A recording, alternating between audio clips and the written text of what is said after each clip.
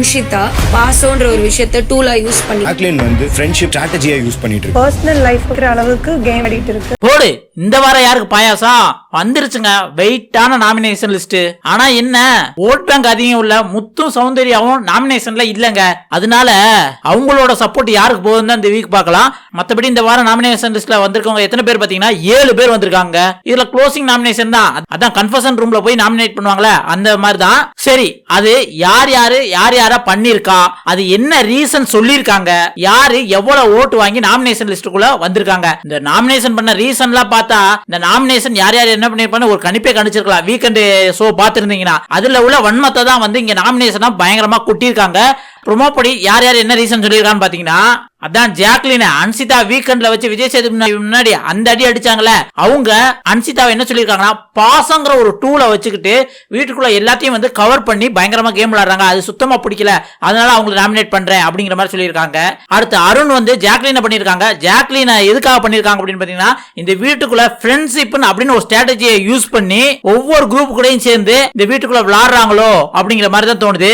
ஆமா அருண், உங்களுக்கு மட்டும் இல்ல எங்களுக்கும் பாதி பேத்துக்கு அப்படிதான் தோணுது. ஏன்னா கோவா கேங்ல இருந்தாங்க, முத்து கேங்ல இருந்தாங்க, அடுத்து விஷால் அருண் உங்க கூட கொஞ்ச நாள் இருந்தாங்க. அந்த வீக்கெண்ட் கைத்தட்டல பேஸ் பண்ணி வந்து கேம் விளையாடுற மாதிரி மக்களுக்கு ஒரு டவுட் இருக்கு.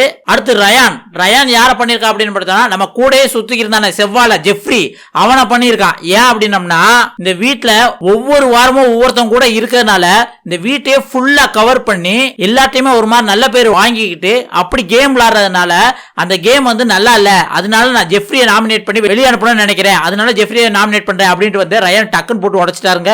அடுத்து என்ன, விஜய் விஷாலும் அன்சிதாவும் இவங்களை யார் அடிப்பான்னு உங்களுக்கே நல்லா தெரியும். ஒன்னு ஜாக்லின் அடிப்பாங்க, இல்லனா மஞ்சரி அடிப்பாங்க. அதுபடி மஞ்சரியை சொல்லியிருக்காங்க. என்ன சொல்லியிருக்காங்கன்னா, அன்சிதானா பர்சனல் லைஃப் கூட எடுத்து சில இடத்துல வந்து மஞ்சரி பயங்கரமா விளையாடுறதுனால அவங்களை எனக்கு சுத்தமா பிடிக்கல, அதனால நான் மஞ்சரியை வந்து நாமினேட் பண்றேன் அப்படிங்கிற மாதிரி சொல்லியிருக்காங்க. அடுத்து வந்தது தீபக் நாமினேட் யார பண்றாங்க தான் நம்ம பார்க்கணும். ஏன்னா தீபக் பண்ற ஒவ்வொரு வாரமும் அவங்க தான் வெளியே போற மாதிரி தான் இருக்கு. அப்படி தீபக் இந்த வாரம் யார பண்ணிருக்கா அப்படின்னு பாத்தீங்கன்னா, ராணவ் பண்ணிருக்காங்க. அது கண்டஸ்டன்ஸ்க்குள்ள குழப்பம் இருக்கலாம், ஆனா ஒரு குழப்பமே கண்டஸ்டன்ஸ் இருக்கிறது வந்து ராணவ் தான். அதனால அந்த வீட்டுக்குள்ள இருக்கிறதுக்கு அவன் தகுதி இல்லைன்ட்டு அவனை வெளியே அனுப்புறேன் அப்படிங்கிற மாதிரி சொல்லியிருக்காங்க.